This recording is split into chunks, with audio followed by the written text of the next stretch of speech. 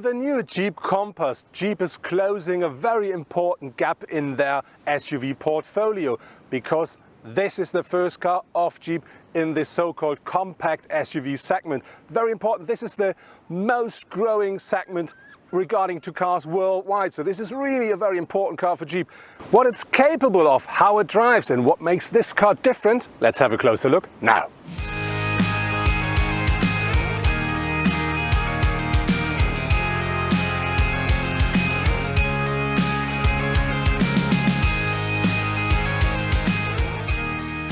Our test car features the 1.4-liter petrol engine, and that delivers 170 brake horsepower, 250 Nm of maximum torque. In our test car it's combined with the 9-speed automatic gearbox, and I have to say that package works quite well. But when you drive, for instance, uphill, I think the revs are a bit too high. It's something I don't like, so I do prefer bigger engines there. I think that's more character. But the car is, to be really honest, for a day-to-day drive, perfectly equipped.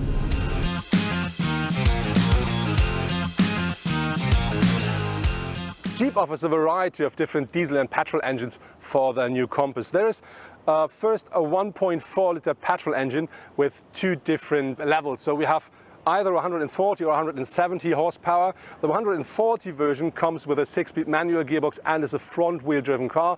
The 170 horsepower version offers all-wheel drive and the 9-speed automatic. On top of this, there is a 2.4-liter engine that offers 184 horsepower. Very important, that comes as standard with all-wheel drive and the 9-speed automatic. Talking about the diesel engines, they offer a 1.6-liter engine with two different outputs. One is 120, the other one is 140 horsepower.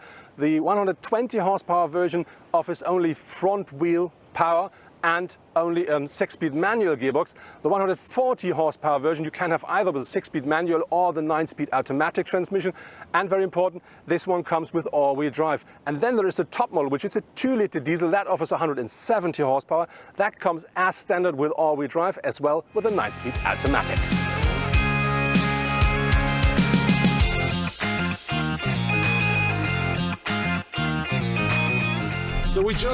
So now we've changed the car, and now we're driving the Compass Trailhawk, which is the real off-road version.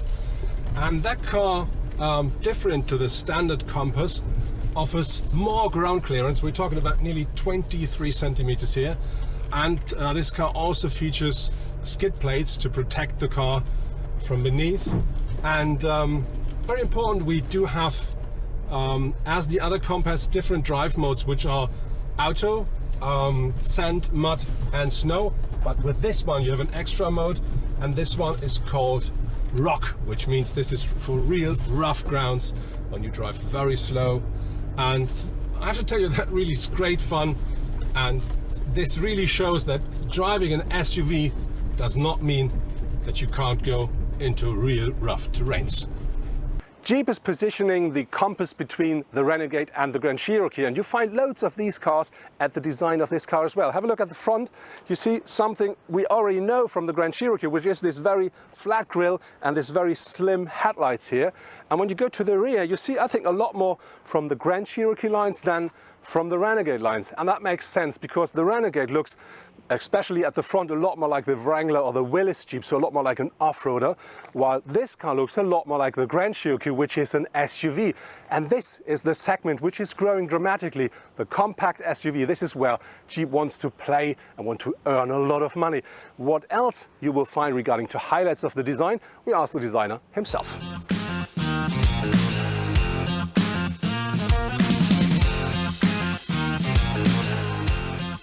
So now we're here next to the clay model of the new Jeep Compass, together with Klaus Busse. Klaus is one of the guys who is responsible for the design of the car. Klaus, what are the topics regarding to the design, and what kind of history do I find in this model or in the new Jeep Compass? So like with every Jeep, there have to be elements that come from the past, from 1941, all the way with us from the beginning of Jeep. Of course, the 7-slot grille, which you will always find on any Jeep model. in the past, in the now, in the compass, and of course in the future. But also functional elements like the trapezoidal wheel arch that are purely born out of function and have become an iconic Jeep element. But on top of that, with the compass, we've tried something very modern, something very new. Even though the cabin space on the inside is very, very spacious, we have this amazing roofline, this chrome treated roofline all the way from the A-post along the roof all the way to the C-post. And what it does, even though the cabin space is very spacious, it gives the exterior a very low, very sporty appearance. So the combination of historic elements like the 7-slot grille, trapezoidal wheel arch, combined with very fresh, very unique and modern elements like the roofline.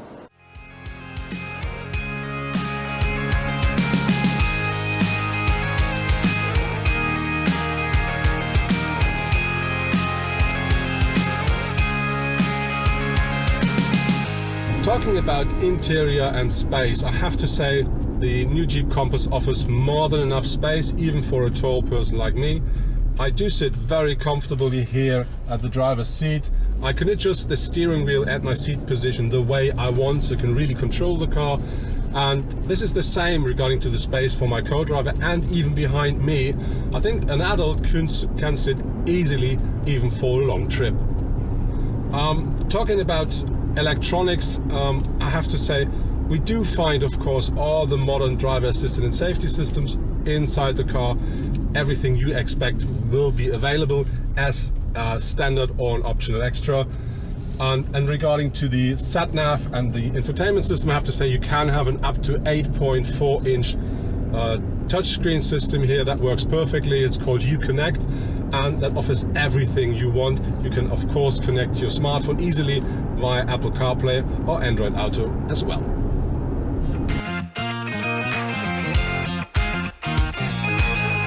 The Jeep Compass offers a load capacity of 438 liters with the rear seats up. That increases up to 1,251 liters when you fold down the rear seats. What I really like is this panel here, because this gives you the opportunity to choose between either having this flat loading floor or adjusting it and having the maximum boot capacity. And I think with that down, this car works for everyday use easily. The Jeep Compass offers different drive modes. We do have sand, mud, snow and so-called auto. And if you buy the Trailhawk version, you will have rock as well, which is, I would say, the heavy-duty one. And I have to say the car, regarding to the suspension, really makes a great job. It is stiff enough to give you the feeling of that you have a good connection to the road, and it's not too stiff, so it's still very comfortable.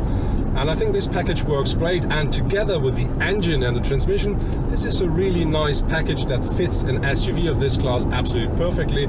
It's a very nice drive, and important while driving the car, where we found out it's quite quiet in here. So for instance, at the moment we're driving nearly 120 kilometers per hour, and as you hear, the noise level is quite low. This is something I really do like.